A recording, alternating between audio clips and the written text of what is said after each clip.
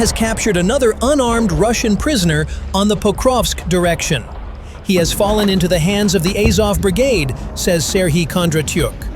Ukrainian forces advanced in areas of western Pokrovsk, previously claimed by Russian sources, while Russian units gained ground along the T-0504 highway west of Stupochki.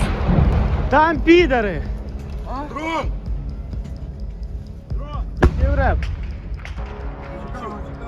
Ukrainian forces gained ground in western Zaporizhia Oblast, while Russian units made incremental advances near Borova, in the Kostiantynivka-Drushkivka area, and near Novopavlivka, according to geolocated footage the Institute for the Study of War published 24th January.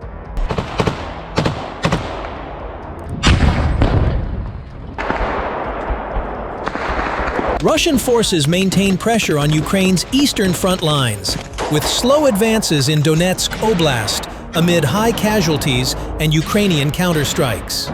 The situation remains dynamic but stalemated overall, with intense fighting in key directions like Pokrovsk and Kupiansk, according to the ISW.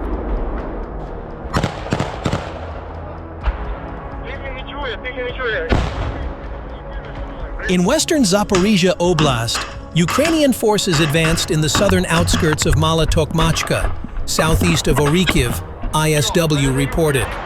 The same footage indicates Ukrainian forces maintained positions or recently advanced in areas where Russian sources had previously claimed Russian control.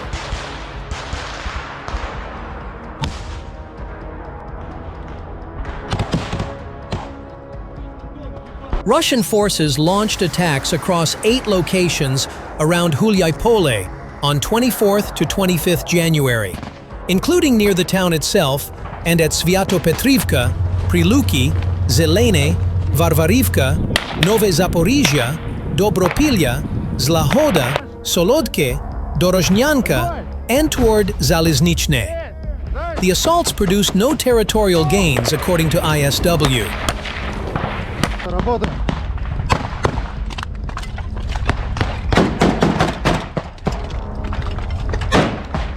Russian mill bloggers claimed Ukrainian counterattacks occurred near Hulyai-Pole, Kosivtseve, and Bratsky.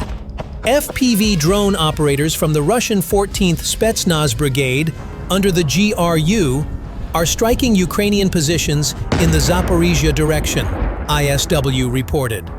Elements of the 218th Tank Regiment from the 127th Motorized Rifle Division continue operations in what ISW described as likely referring to eastern Zaporizhia Oblast.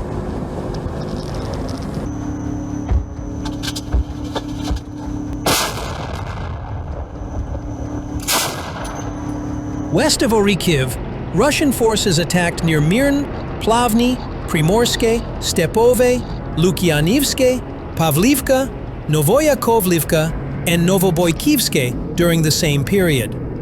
Elements of the 7th VDV Division remain active in the Zaporizhia direction, according to ISW.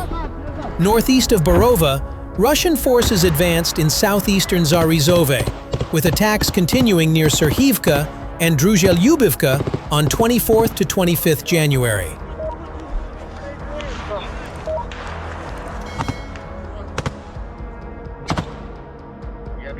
In the Kostiantynivka-Drushkivka tactical area, Russian forces advanced along the T-0504, Kostiantynivka-Pokrovsk highway west of Stupochki.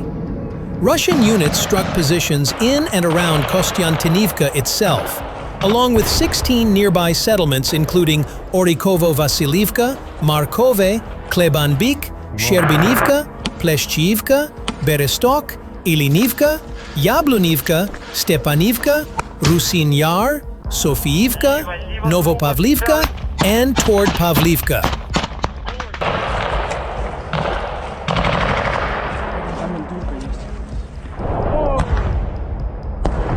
Lancet loitering munition operators from the 238th Artillery Brigade are targeting positions near Osikove, and FPV drone operators from the 58th Separate Spetsnaz Battalion are striking forces near Kostiantynivka. South of Novopavlivka, Russian forces advanced northeast of Filia, during what ISW described as a reduced platoon-sized mechanized assault.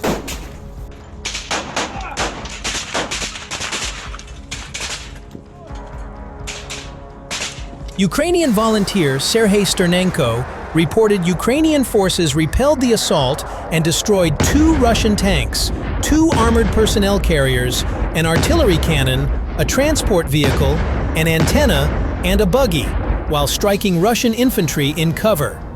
Russian forces attacked near Novopavlivka itself and south of the settlement near Filia on 24th to 25th January, ISW reported.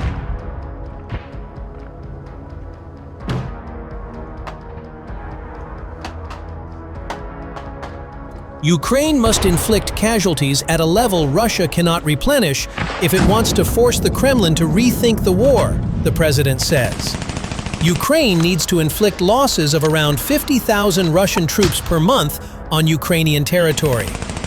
This is a level of casualties Russia would most likely be unable to replenish, President Volodymyr Zelensky says.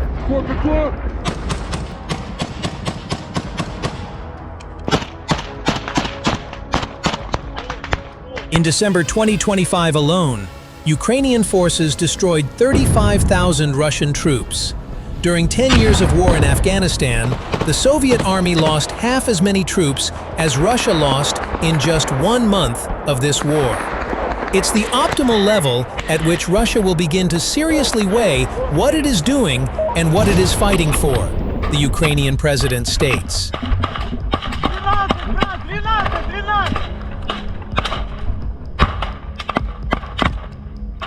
Zelensky says achieving this goal is primarily possible through drones of various types, thorough analysis, lessons learned from combat operations, and a high level of training and coordination among units. Ensuring such losses for Russian soldiers, he adds, is the responsibility of Ukraine's Ministry of Defense, the Army, and all defense and security forces.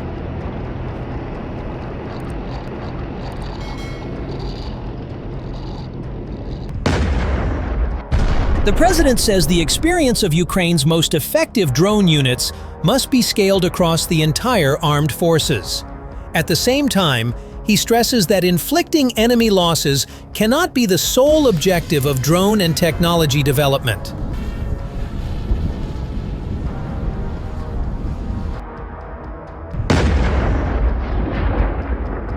It is crucial to expand control of the battle space deeper beyond the front line to destroy Russian logistics, drone operators, and, overall, the enemy's capacity as an occupying force, Zelensky emphasizes.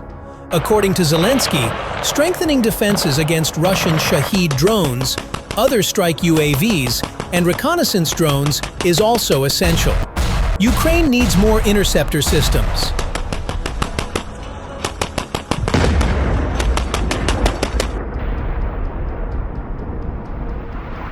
The evolution of our interceptors must keep pace with changes in Russian strike drones.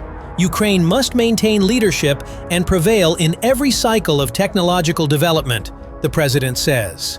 Shifts in tactics and technology in Ukraine mean that the pace of fighting is no longer decided by whether tanks can navigate frozen fields.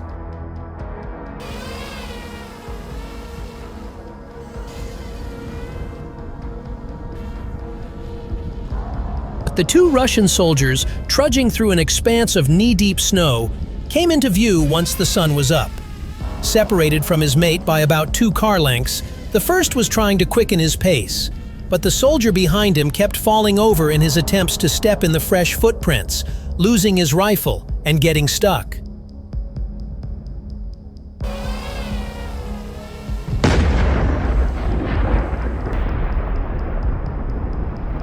The episode served as a grim illustration of the evolution of winter warfare in Ukraine.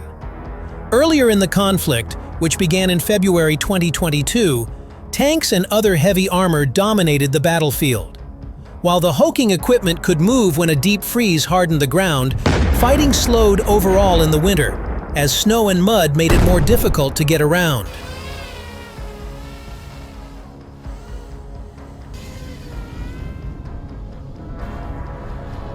Now, as omnipresent drones watch and attack from the skies, heavy armor struggles to move in any season. Tactics have changed. Russia sends small groups of soldiers on motorcycles or on foot to try to infiltrate Ukrainian lines, hoping they are less noticeable to drones.